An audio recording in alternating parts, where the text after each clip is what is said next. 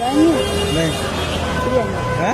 300 full open नहीं कम नहीं अच्छा लड़की भी है। नहीं। वैश्यावृत्ति या प्रोस्टिट्यूशन एक सिविलाइज्ड सोसाइटी पर किसी ब्लैक होल की तरह मौजूद है जो उन लोगों को अपनी ओर अट्रैक्ट करता है जिनकी नीड्स और सेक्सुअल डिजायर अनसेटिस्फाइड है। इस लाइन में आने वाली महिलाओं को दोबारा सभ्य समाज में एंट्री नहीं मिलती, इसलिए ये उनके लिए किसी ब्लैक होल की तरह है। आज के वीडियो में आखिर तक बने रहना। हम आज रिवील करने वाले हैं मुंबई की रंगीन रातों का ऐसा सच जो आपको सोचने पर मजबूर कर देगा। मुंबई के सबसे बड़े वैश्या बाजार की हिस्ट्री में जाने पर पता चलता है कि किस तरीके से यह महिलाओं को देह व्यापार के लिए विदेशों से लाया जाता था। देश के सबसे बड़े वैश्या बाजारों में से एक है मुंबई का कमाठीपुरा। साल 1924 में अंग्रेजों ने मुंबई के कमाठीपुरा में इस बाजार को स्टैब्लिश किया था और इसके पीछे रीजन था वो यहाँ रहने वाले अपने अंग्रेज सैनिकों के लिए सेक्सुअल प्लेजर का अरेंजमेंट करना चाहते थे। अपने सैनिकों को एंजॉय कराने के लिए यहाँ विदेशों से लड़कियां मंगवाई जाती थी जो पेड सेक्स के जरिए अंग्रेज सैनिकों को खुश करती थी। अंग्रेज तो चले गए, लेकिन उनके बाद उनका बसाया हुआ ये बाजार आज भी चल रहा है और अच्छा खासा फल फूल रहा है। एक समय था जब इस बाजार में कुल वैश्याओं की संख्या 45,000 थी।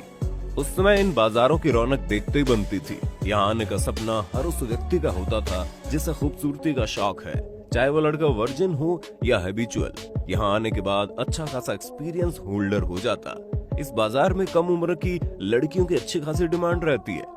खासतौर पर वर्जिन लड़कियों की ज्यादा कीमत मिलती है। कम से उम्र से लेकर जवानी ढलने के पहले तक यहाँ मौजूद लड़कियाँ अपने ग्राहकों की बदौलत अपनी जिंदगी चलाती है।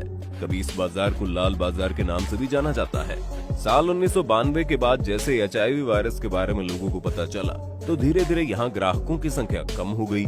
लोग मौत के डर से पेड सेक्स से परहेज करने लगे। पुरुषों के सर पर जब मौत का डर हावी हुआ तो सेक्स का नशा नीचे के रास्ते से बाहर चला गया। इसकी वजह से यहाँ आने वाले ग्राहकों की संख्या में कमी आ गई। यहाँ रहने वाली लड़कियों को काम मिलना बंद हो गया।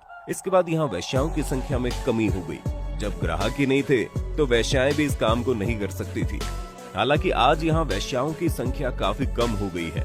कोविड-19 बीमारी के आने के बाद कमाठीपुरा का वैश्या बाजार लगभग तालाबंदी के दौर से गुजर रहा है। साल 2009 में अब वैश्याओं की संख्या केवल 1600 बची थी, लेकिन आज की स्थिति में यहाँ के बाजार ग्राहकों और वैश्याओं की भीड़ से भरे जा रहे हैं। रात होते ही मुंबई की सड़कों पर ये लड़कियां अपने जिस्म की नुमाइश करती हुई नजर आ जाएंगी। अगर गलती से कोई शरीफ आदमी पहुंच गया तो वो उसे अपने पास बुलाती हैं, उसे सेड्यूस करने के इशारा करती है। इन महिलाओं के एजेंट्स भी होते हैं जिन्हें हम देसी भाषा में दलाल कहते हैं। वो भी ग्राहकों से संपर्क करते हैं। उनके पास इन वैश्याओं का पूरा कैटलॉग मौजूद है। ग्राहक किसे पसंद करता है और जिस वैश्या के साथ उनका कमीशन फिक्स होता है उसे वो वहाँ ले जाते हैं। देह व्यापार की गलियों में लड़कियों की कीमत ग्राहक और वैश्या के बीच बातचीत पर तय होती है। 500, 1000, 2000, 4000 जितने में भी बात बन जाए, ये लड़कियां ग्राहकों के साथ बैठने को तैयार हो जाती हैं। शाम ढलते ही यहाँ मौजूद लड़कियां अपने ग्राहकों का इंतजार करने लगती हैं। मुंबई का कमाठीपुरा बाजार देश के सबसे बड़े वैश्यावृत्ति के अड्डों में से एक है। लोगों के दिन भले ही संगीन हो, लेकिन रातें रंगीन करने से नहीं चूकते। कमाठीपुरा का ये बाजार अंडरवर्ल्ड के लोगों के लिए काफी पसंदीदा जगह थी। यहाँ वो अपनी मनपसंद लड़की के साथ मनचाहा व्यवहार कर सकते थे, रात गुजार सकते थे। आखिर पुरुष क्यों जाते हैं वैश्यालय? आइए अब इस बात को समझने की कोशिश करते हैं कि जो पुरुष पेड सेक्स को यूज करते हैं उनकी मेंटालिटी क्या होती है, उनकी नीड्स कितनी होती है। इस बात में किसी को शक नहीं कि लाइफ में हवा पानी खाने पीने जैसी दूसरी जरूरतों की तरह सेक्स भी तो जरूरी है और ये हम में से हर इंसान की जरूरत है। और सेक्सुअल सेटिस्फैक्शन हमारी सेक्स लाइफ की टॉप प्रायोरिटी है।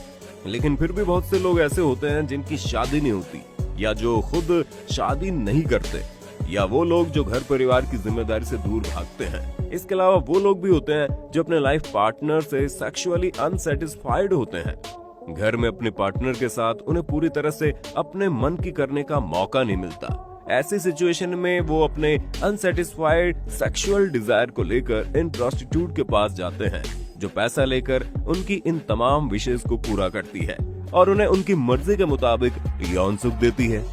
जिन लोगों का कोई सेक्स पार्टनर नहीं होता वो भी प्रोस्टिट्यूट के पास जाते हैं। इसके अलावा कुछ लोग ऐसे भी होते हैं जो अपनी मौज मस्ती, शौक या फिर प्रैक्टिकल के तौर पर भी प्रोस्टिट्यूट्स के पास जाते हैं। क्यों और कैसे महिलाएं बनती हैं प्रोस्टिट्यूट? जो लड़कियां या महिलाएं इस काम में उतरती है, अगर हम उनकी बात करें तो एक लाइन में कह सकते हैं कि पुरुषों की जरूरत या मौज इन स्त्रियों की मजबूरी होती है। इस लाइन में मजबूर महिलाओं को जबरदस्ती उतारा जाता है। ऐसी महिलाएं जिनके पास पैसा कमाने का कोई साधन नहीं होता, जिनके आगे पीछे कोई नहीं होता, उन्हें जबरदस्ती देह व्यापार के धंधे में धकेला जाता है।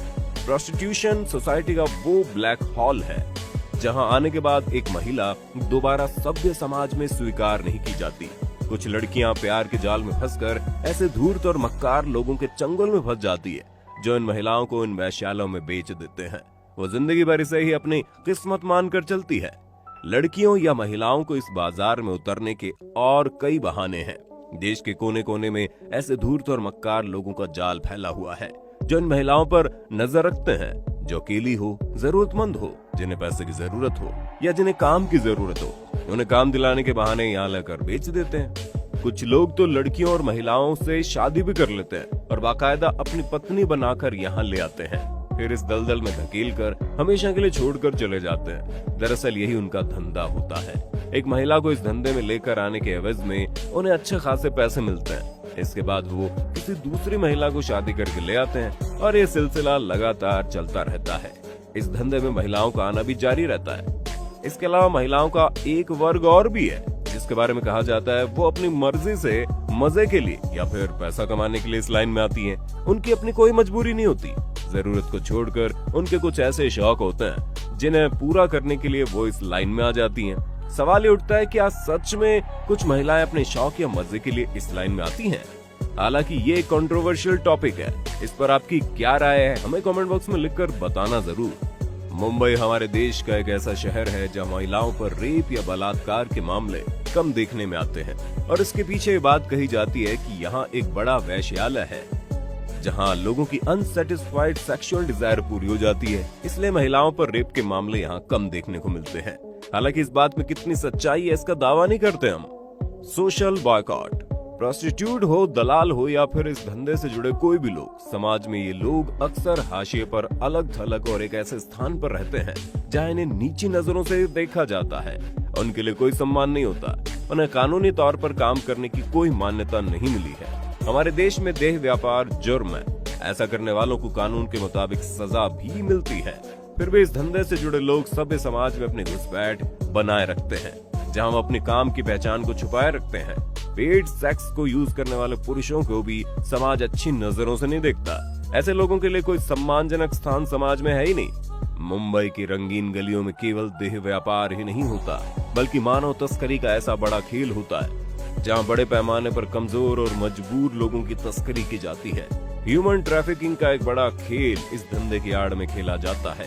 कई सामाजिक संस्थाएं भी ऐसी हैं जिन्होंने इस लाइन में काम कर रही महिलाओं को रिहेबिलिटेट करने की कोशिश की, लेकिन ऐसे मामलों में ज्यादातर महिलाएं दोबारा इसी धंधे में काम करते दिख जाती हैं। ऐसा नहीं कि इन मामलों पर हमारी पुलिस और कानून हाथ पर हाथ धरे बैठा है। समय समय पर ऐसे लोगों को पकड़ा भी जाता है और उन्हें कानून के मुताबिक सजा भी मिलती है। लेकिन समस्या ये है कि इससे इस धंधे पर कोई खास फर्क नहीं पड़ता।